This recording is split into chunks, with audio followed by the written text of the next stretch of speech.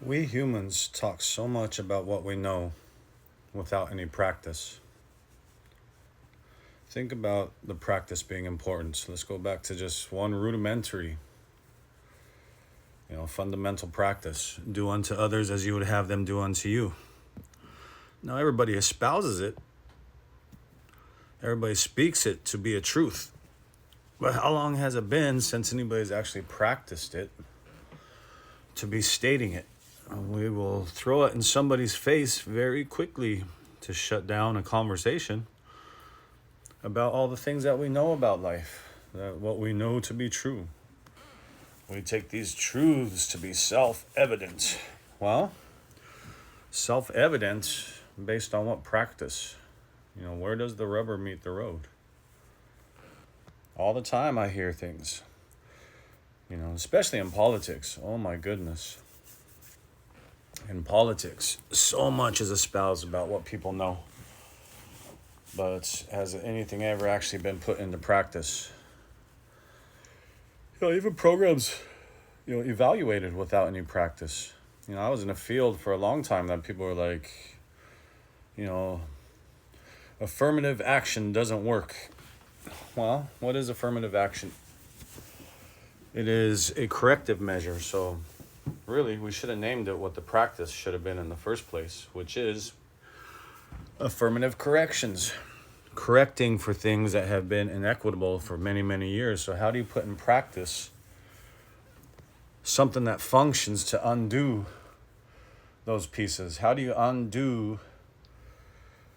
decolonize from a situation, without completely throwing out the colonizer? Well, this is one hesitancy on the part of a system, is that I wonder if they worry that the natural conclusion, if you actually start doing the work, is they think that we're so idiotic that we'll throw the baby out with the bathwater. Well, we took these folks in the first place. We didn't reject them. We didn't run them off the shores at the tip of a spear or under threat of arrow. We brought them in, and when they couldn't function, we said, hey, maybe you ought to be part of the community. When they wanted to go to war, we said, hey, before you go to war, we're going to make you some gestures, The story of Pocahontas, my goodness.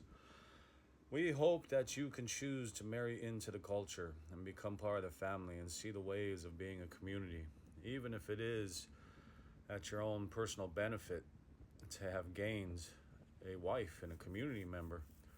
But in essence, become part of the community. Otherwise, we're going to war.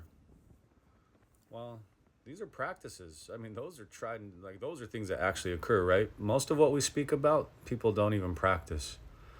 Oh my goodness, let's just talk about Eastern traditions just everywhere.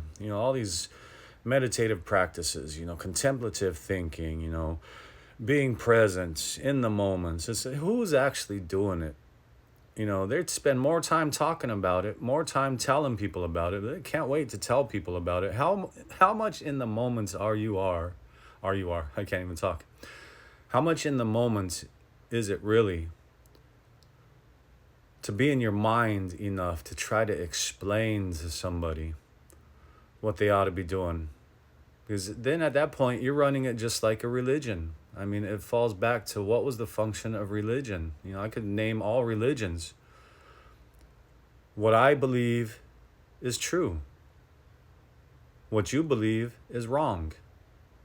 How I practice is the right practice. Your practice is an incorrect practice. Now, you can put that in any religious system, and that'll be true across the board. That is the fundamental practice of religion. Now, does that have to do with Jesus? No. Does it have to do with Muhammad? Hell no. Does it have to do? No, those are functional, organizational practices about how to manage humans. Well, let's talk about this. Maybe I should be sending video attached to this, because we don't know anymore. I don't even know that people get these messages completely. There is so much instantaneous editing, especially with texting. I don't know if a text comes through the way I intended the text to go through. I'm not at the other end to see it.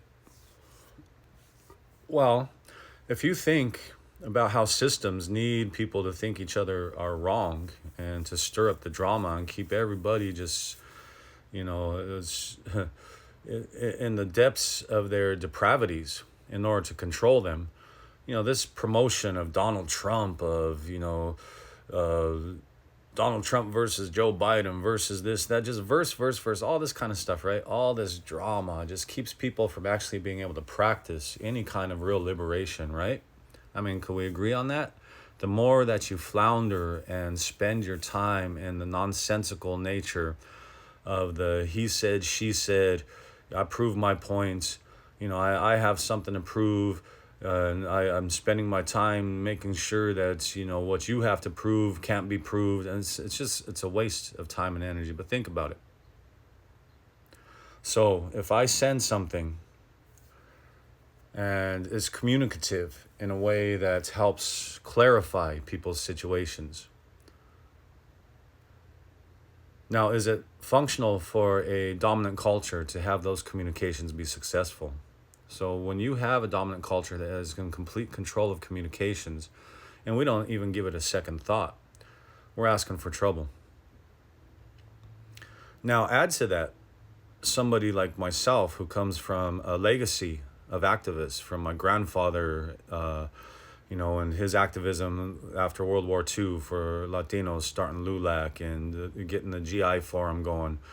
And, the natural outcomes, grandpa carrying signs like we're on a crusade for justice. And then my father goes on to be one of the 12 founding members of an organization called Crusade for Justice, right? And one of the most powerful, influential, fully functioning organizations as far as its own membership, its own funding, its own being able to self-sustain, and actually just practice, the actual practice of getting things done, the advocacy. And to know that the government went way beyond, way above and beyond to dismantle that. And with all their intentions and constant meddling to dismantle, the organization seemed to still function, even though there was a lot of negative things that we found out through Freedom of Information Act that were not caused organizationally. They were external influences. Now, if you have folks like that, and you have that kind of legacy and that kind of heritage, what's to say my communications, being attached to that heritage, being somebody who has gone out and taken these positions in universities in which I don't receive very good pay, because in essence they're looking for the middleman to manage between upper management and the student bodies and the masses. They want somebody to kind of buffer that for them, so they hire us into these diversity positions, right? We just become master middle managers, and I was no good at it.